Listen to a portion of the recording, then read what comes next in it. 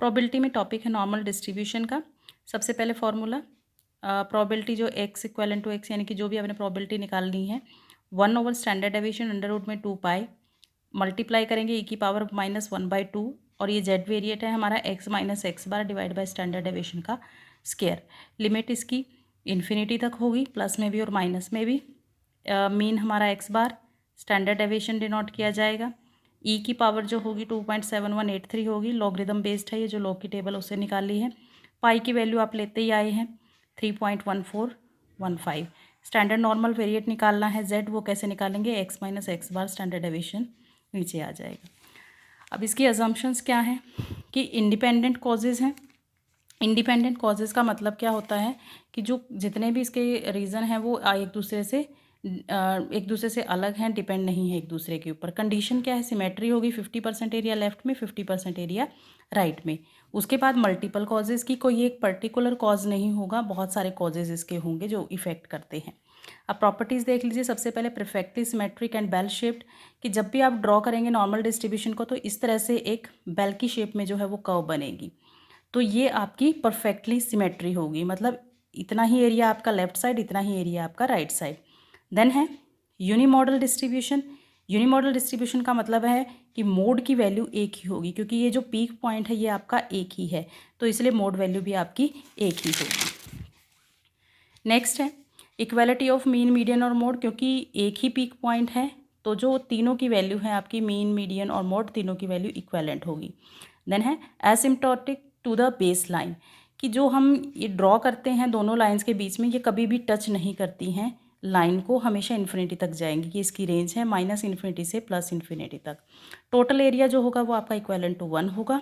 Ordinate का मतलब होता है हाइट, हाइट जो है मीन के ऊपर मैक्सिमम होगी। देन मीन ऑर्डिनेट आपका क्या होगा कि दो पार्ट्स में वो डिवाइड कर देगा, 50% एरिया लेफ्ट साइड में, 50 राइट में। इक्विडिस्टेंस ऑफ क्वार्टाइल, अब यहाँ पे क्या है कि अगर आप Q3 में से m को माइनस कर दोगे तो उसका जो डिफरेंस होगा, और जो m में से Q1 को माइनस करोगे, दोनों का डिस्टेंस सेम होगा, डिफरेंस सेम होगा। नेक्स्ट प्रॉपर्टी है क्वार्टाइल डेविएशन। क्वार्टाइल डेविएशन होगी 2/3 ऑफ द स्टैंडर्ड डेविएशन, जो आपको दिया होगा उसका 2/3 कर दो तो QD निकल आएगा। मीन डेविएशन अगर निकालना है तो 4/5 उसका कर दो स्टैंडर्ड डेविएशन का। पॉइंट ऑफ इन्फ्लेक्शन, इन्फ्लेक्शन का मतलब जहाँ पे शेप चेंज होती है, तो ये आपके क्या आ जाएंगे, 3 पॉइंट्स इसमें। पहले तो मीन है आपको जो मैक्सिमम हाइट पे दिया होता है, जहाँ पे 0 वैल्यू है। दूसरा आप लेफ्ट साइड में या राइट साइड में दोनों में +1 या -1 स्टैंडर्ड डेविएशन कर देंगे, वहाँ पे शेप चेंज होगी। जब 2 होएगा तब इस पर जैसे जैसे आप एक का इंक्रीज़ करते जाएंगे, मल्टीपल करते जाएंगे स्टैंडर्ड डेविएशन थे, वैसे वैसे शेप चेंज होती जाएगी। उसके बाद है कॉन्टिन्यूस प्रोबेबिलिटी डिस्ट्रीब्यूशन है, रेंज में होगी 0 से 10, 10 से 20, मतलब कहीं पे कोई गैप नहीं होगा, कॉन्टिन्यूटी में आएगी। कांस्टेंट इसके 2 हैं मेन, तो एक आपका मीन और दूसरा स्टैंडर्ड डेविएशन। ठीक है, इसका स्टैंडर्ड डेविएशन का स्क्वायर करते हैं तो वेरिएंस बन जाता है। और अगर आपको स्क्यूनेस और कर्टेसिस निकालना है तो स्क्यूनेस हमेशा 0 होगा और कर्टेसिस की वैल्यू β2 की वैल्यू 3 होगी। उसके बाद है मेन पैरामीटर, ये मैं बता ही दिया, मीन और स्टैंडर्ड डेविएशन होगा। एरिया रिलेशनशिप यहाँ पे देख लीजिए, ये आपको थोड़ा सा काम में आएगा कि जो मीन है वो आपका 0 वैल्यू पे होगा, राइट साइड में जाएंगे तो पॉजिटिव नंबर्स आएंगे, लेफ्ट साइड में जाएंगे तो माइनस है। ठीक है, यहाँ पे अब हम जो एरिया निकालते हैं वो क्या है, x बार प्लस में 1 इंटू स्टैंडर्ड डेविएशन और माइनस में 1 इंटू स्टैंडर्ड डेविएशन। तो ये जो एरिया होगा यहाँ तक का, ये आपका 68.26% है।